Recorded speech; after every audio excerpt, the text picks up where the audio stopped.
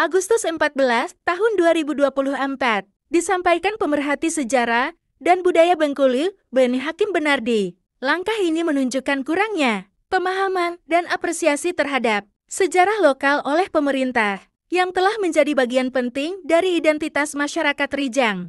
Marjati bergelar Ratu Sambat merupakan sosok pesirah keempat wilayah Lais yang getol menentang penindasan rakyat Bengkulu. Kepahlawanannya jelas, hanya saja tidak ada niat pemerintah mengusulkannya menjadi pahlawan nasional, kata Beni, Rabu 14 Agustus 2024. Beni membeberkan, pemberontakan yang dilakukan Ratu Sambat bersamaan dengan Burniat, yang menyerang gedung Keresidenan Bengkulu. Pada 11 Mei tahun 1873, Burniat adalah pemberontak, tetapi di mata rakyat Bengkulu ia adalah pahlawan. Ratu Sambat sosok putra daerah dari Rijang yang getol menentang kolonial Belanda hingga akhir hayatnya, yang dimakamkan di Pulau Bintunan Lais, Bengkulu Utara, sezaman dengan Burniat yang memberontak di wilayah Tanjung Terdana. Terangnya, Ratu Sambat bukan sekadar nama, tetapi simbol perjuangan rakyat Rijang melawan penjajahan. Mengganti nama ini tanpa mempertimbangkan sejarah di baliknya bisa dianggap sebagai bentuk pengabaian terhadap identitas lokal. Tambahnya,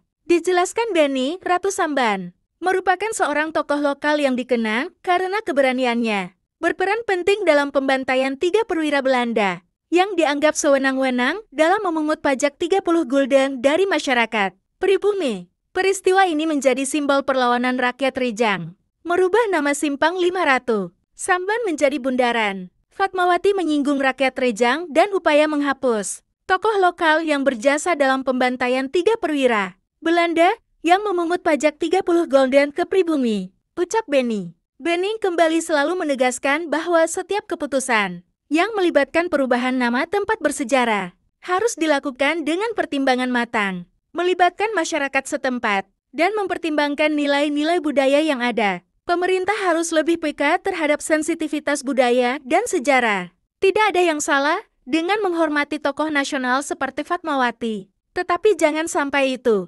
dilakukan dengan mengorbankan tokoh lokal yang juga memiliki peran penting dalam sejarah. Terangnya, jurnalis di kota Bengkulu ini juga menyampaikan keprihatinannya bahwa perubahan nama ini dapat berdampak negatif pada upaya pelestarian sejarah lokal. Dan dengan perubahan nama tersebut, dengan tidak mempertimbangkan budaya lokal akan menimbulkan dampak jangka panjang. Sejarah dan budaya lokal adalah aset yang harus dijaga dan dilestarikan. Mengganti nama Ratu Sambat dengan nama lain seolah-olah menghapus bagian penting dari sejarah masyarakat Rijang. Ini bisa menimbulkan dampak jangka panjang, terutama dalam hal pelestarian warisan budaya, tegas Beni. Demikian kata Beni. Pewarta Soprian Ardianto. Bengkulu yang merupakan ibu kota provinsi. Bengkulu merupakan kota terbesar kedua setelah Padang, Sumatera Barat yang berada di sisi pantai barat Pulau Sumatera. Di kawasan Bengkulu terdapat banyak objek wisata yang lengkap dan mempesona.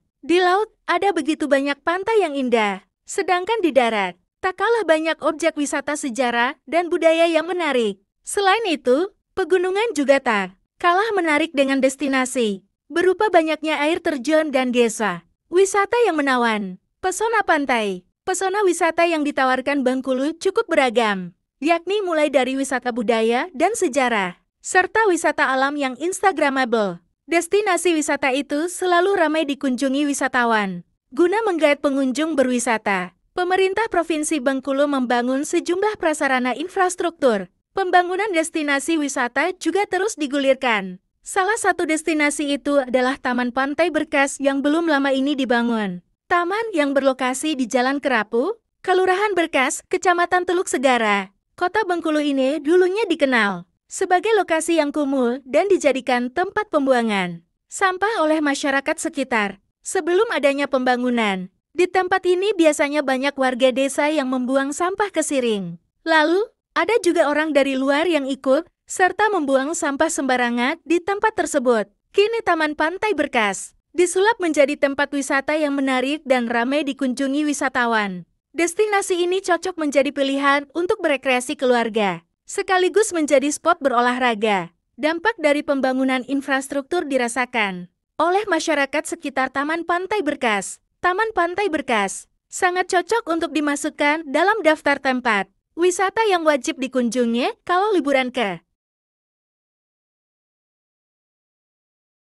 Taman Pantai Berkas selalu ramai dikunjungi wisatawan saat akhir pekan. Terlebih pada sore hari, wisatawan yang datang dari berbagai kalangan, mulai dari anak-anak, remaja sampai orang tua. Kini, Taman Pantai Berkas menjadi salah satu ikon wisata baru di kota Bengkulu yang letaknya di pinggir pantai. Tidak jauh dari kawasan Pantai Panjang, taman ini sengaja dibangun sebagai tempat tongkrongan baru untuk yang ingin menikmati pantai dengan sensasi bersantai. Tenggelamnya matahari di Samudera Hindia tampak jelas bila dilihat dari atas. Jalanan tinggi yang dibangun di kawasan ini. Taman ini merupakan tempat tongkrongan anak muda yang sangat bagus dan memiliki pemandangan yang indah. Dan kebetulan menghadap ke pantai. Cocok untuk foto-foto bersama keluarga dan sahabat. Ikon utama yang menarik dari Taman Pantai Berkas adalah jembatan panjang yang dibangun meliuk di sepanjang kawasan taman. Jembatan setinggi kurang lebih 2 hingga 3